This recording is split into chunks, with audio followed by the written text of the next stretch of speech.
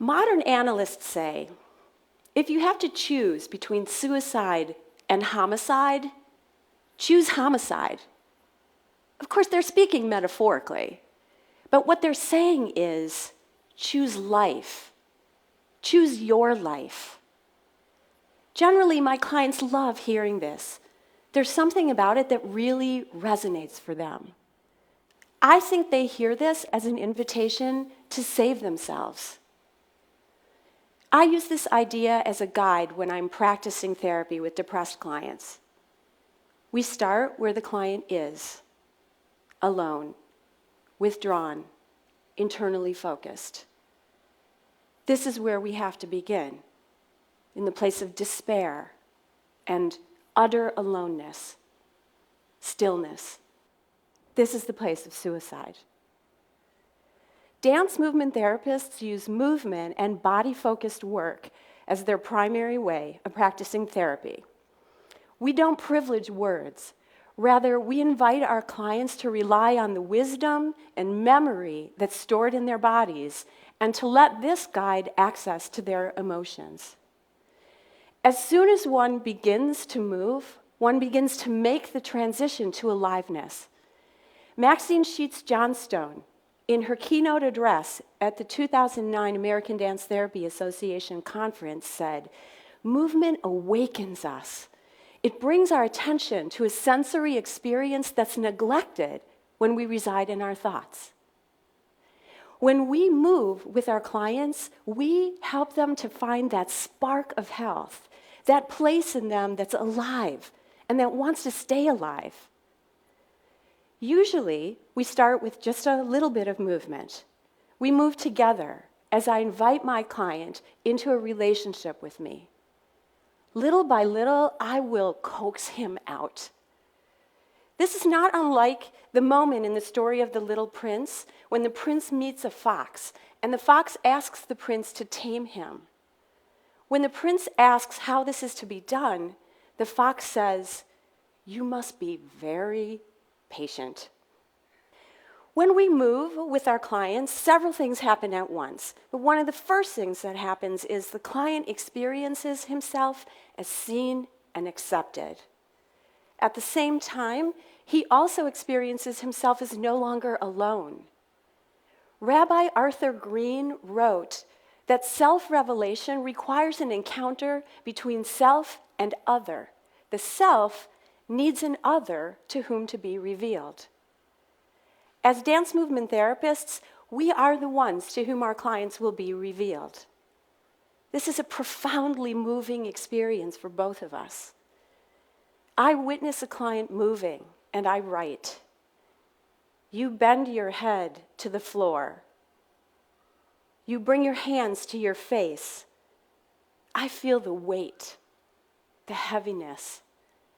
You stand, hands to eyes, and sway heavily and drop to the floor.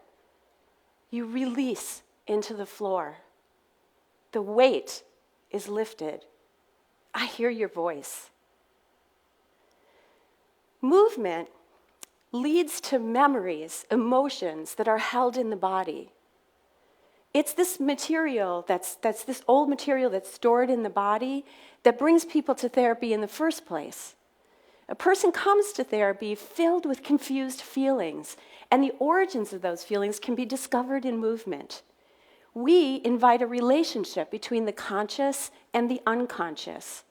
The work begins as soon as the movement begins, as soon as we offer the possibility for integration of movement, sensation, and emotion. I have a client in my practice who was in psychoanalysis for 17 years. For the last 3 months of her analysis, she lay on the couch and she never said one word. After a while, she told her analyst that she didn't think she was done with therapy, but she just didn't have a single thing left to say. So her analyst sent her to me. When we started working together, she was severely depressed and she could barely move because somehow it wasn't allowed for her to experience any kind of pleasure.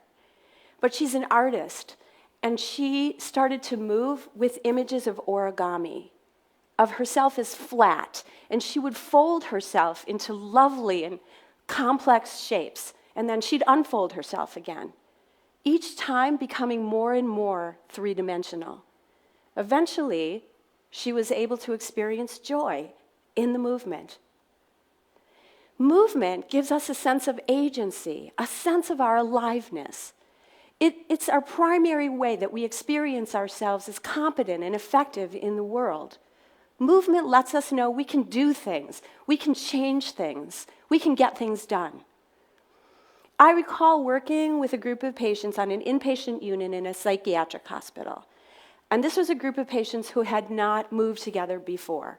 So we started with a physical warm-up. Move your neck, move your shoulders, get your arms moving, and eventually we're stepping side to side. And this leads to us stepping out all around the room.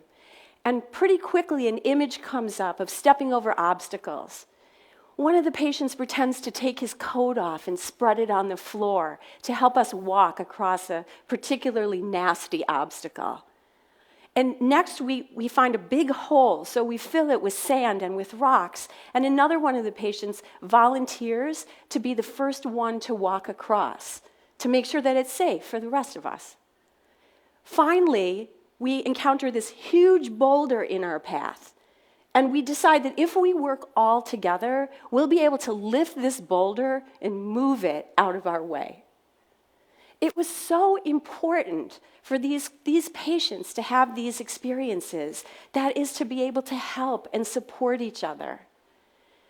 In fact, this is a really great way to use movement with people who are suffering from depression. That is, to invite them to help each other through the movement. Early in my work with compulsive eaters, pretty much all of whom suffered from depression or struggled with it in some way, I developed this way of working that I call bridging. It's based on a modern analytic concept that has to do with inviting silent people into a group. So we work in pairs, and in each pair there's a mover and a talker. The talker tells the mover about an issue or a problem or something that she's struggling with. And then the mover goes into the movement space and just improvises on what the talker has told her. So she uses movement to just explore the issue, and the talker watches. And when the mover is finished, she comes out and she tells the talker what she's discovered in the movement. This is a powerful experience, to witness someone else do your work for you instead of having to do it alone. And the movers are so generous, going to a depth that they'd have great difficulty doing for themselves, but they have no problem doing this for someone else. A depressed person moves for another, and in that, she discovers compassion for herself. Because, of course, there's always some aspect of the talker's story that she can relate to. A mover moves for another in the presence of the other, and discovers that a pretty good way to love herself is to care about someone else. Because it's that connection to another human being. It's that sense of understanding, of really knowing that you make a difference in someone else's life. That's so powerful. Marion Chase, who was the first president of the American Dance Therapy Association, knew that dance is communication and fulfills a basic human need. Without communication, there's no relationship. It's our relationships with others that actually inspire compassion in us, for others and for ourselves. When a person is too depressed to talk, we offer the possibility of relationship anyway, in movement. We invite expression through the body. We invite the client to follow their impulses and to use movement as a way to explore themselves. We, through the movement, help them to see who they are and where they've been. And then they find the freedom to decide who they want to be and where they want to go from here. We invite them to choose life.